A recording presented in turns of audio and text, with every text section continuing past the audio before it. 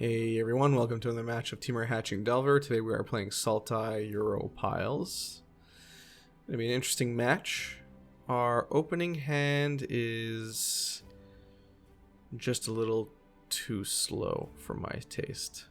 This hand is much better. Turn 1 Delver, can't go wrong.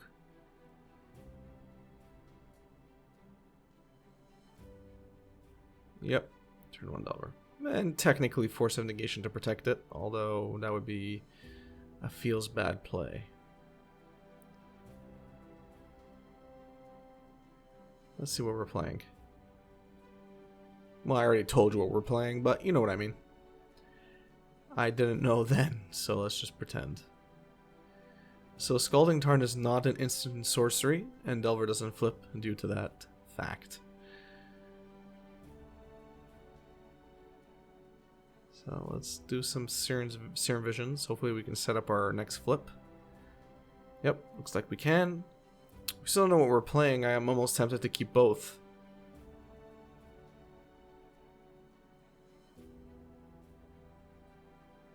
Looks like I put Bolt on the bottom. I guess that's fair, not knowing what we're playing, and I see an island, so I'm just hedging that we're not playing an aggro deck. It's probably the right play. So Delver obviously is going to flip because we knew what we were going to draw. Our opponent has done nothing to date, which is great because then I can just do what I want. And that's how I like to play Magic. I like to control everything and do what I want to do, and everyone doesn't do what they want to do. That's the best way to play Magic. Don't thumbs down the video, please. Alright, so let's see if our opponent's going to do anything on their turn.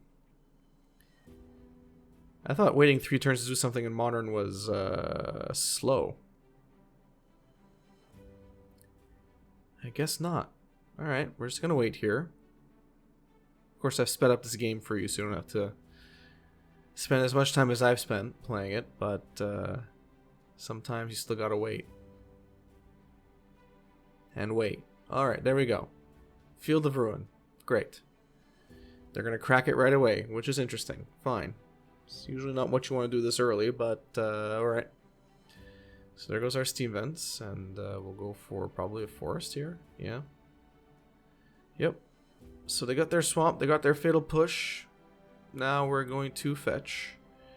And we're going to Force of Negation that Fatal Push the good old-fashioned way. We're going to pay full price. No, I do not want to play the alternate cost. I just want to pay mana for it. There we go. Good for us. Oh, Dreadhorde Arcanist is actually a pretty good draw.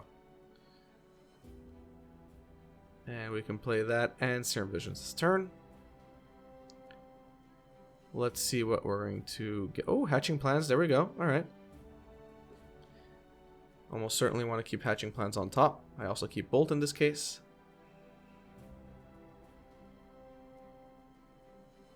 And I keep Stomping Ground up, probably because I want to bolt them at the end of their turn and then deal a bunch of damage on our turn, assuming everyone survives.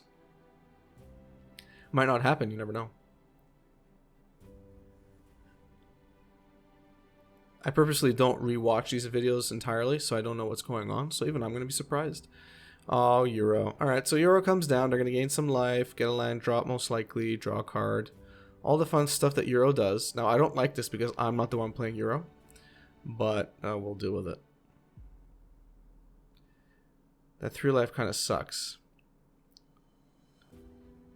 So their pretty little castle comes down. It's nice artwork. It's a nice foil. We're going to bolt them end of turn. Let's see if I make the same mistake 4 times. You know what I'm talking about. Just watch the other videos and watch Bad Beats episodes. You'll know exactly what I'm talking about. Alright, so we get our Bolt remanded. Fine. We can draw some cards this turn. We can force our opponent to sacrifice a land, which is great. Unless they're going to force a negation that. They might. They're waiting, which tells us to have force. Alright, there we go. Alright. Fine. I guess forcing Hatching Plans is okay. So we're definitely bolting them this turn. And we're going to attack in, and I think I do Serum Visions first. We don't have the kill this turn, so there's no point in bolting. I mean, I'd much rather cast Serum Visions. But no, looks like I went for Lightning Bolt instead. Alright. I'm going all out.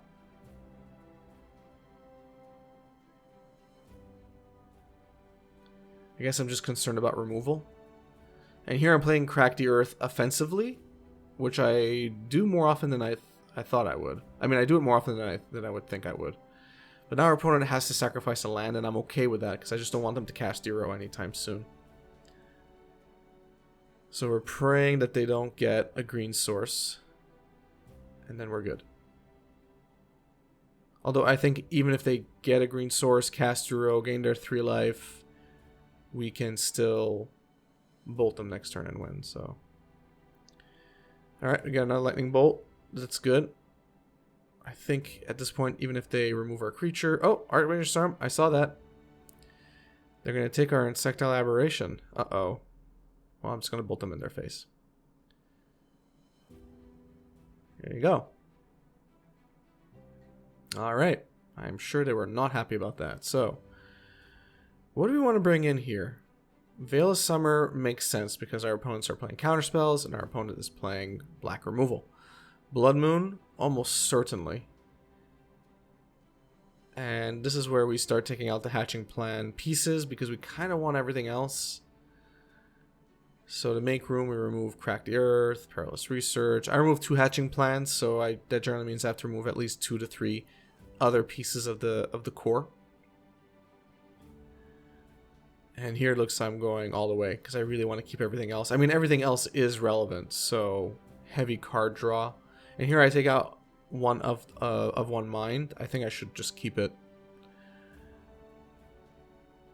I don't see why I would remove Hex Drinker, though. I think I'm worried about Hex Drinker because our opponent is playing Archmage's Charm. So Hex Drinker kind of loses its value here because it's probably just going to get stolen right before it becomes immune to instants. Yeah, that's probably my thinking. So our opening hand is just okay. It's good enough. Considering that our opponent seems to be slow in the early game, it means I could do a lot without being interrupted too much. Plus, Young Pyromancer can't be stolen with that Archmage's Charm, so pretty good on that. I'm probably going to put both on the bottom here. Oh, no, I kept Force of Negation. I guess that's fair. Considering the counterspells that our opponents are playing, I think probably Force of Negation made sense. This way I could tap out for Young Pyromancer and still feel good about being tapped out.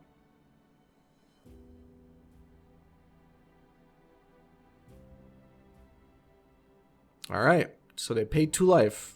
They're not advertising anything at all. They just paid 2 life for nothing. So we're just going to play our stuff and hope they don't have a counterspell. Whew, it survived. Well, we survived to our turn. To their turn, I mean. Crap. Alright, well, there goes Young Pyromancer. Can't do anything. Can't do anything. Alright. Boo. Uh-huh. Not suspicious at all. So now we're in a bit of a pickle because now we have no threats. We have counters, but we have no threats. And our counters won't deal with Euro, so... I'm a bit annoyed.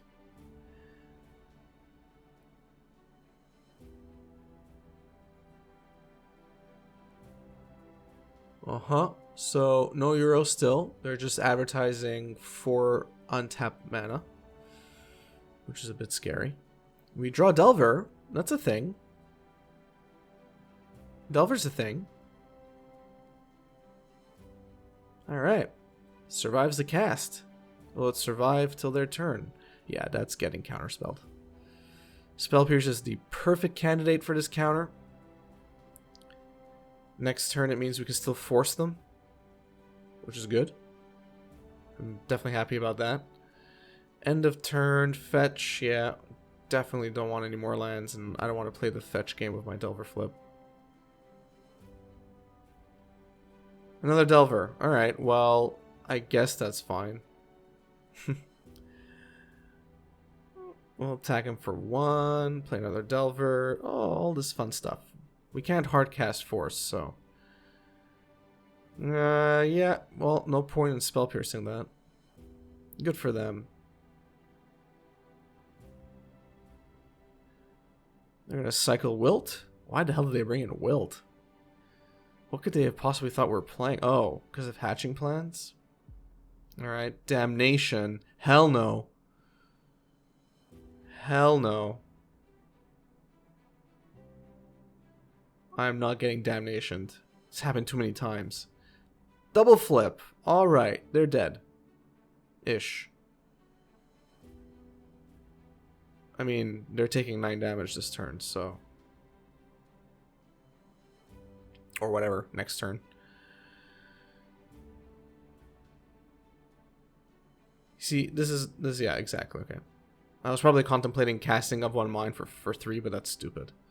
We essentially have them. We just need to survive 1 more turn. So this is not a card we want to let resolve, so we won't. And we get a concession because we win the game. Alright, so we beat Sultai Europiles. I don't know if this is the best version of Europiles.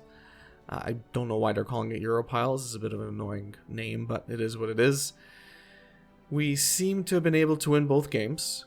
I think these are the types of decks that we actually do relatively well against. They just don't know what to really target here, you know, in terms of, you know, what are they going to counter, really. We have a lot of redundancy in this instance. So, yeah, we did good. I think we have a good matchup here. And I'm probably going to bring that up again in my Temur Hatching Delver recap, which I'll be posting later this week. So if you enjoyed this video, please give it a thumbs up. I would appreciate it. If you enjoy my content in general, subscribing and hitting the notification bell really goes a long way. I would really appreciate it. See you in the next match. Thanks and have a good one.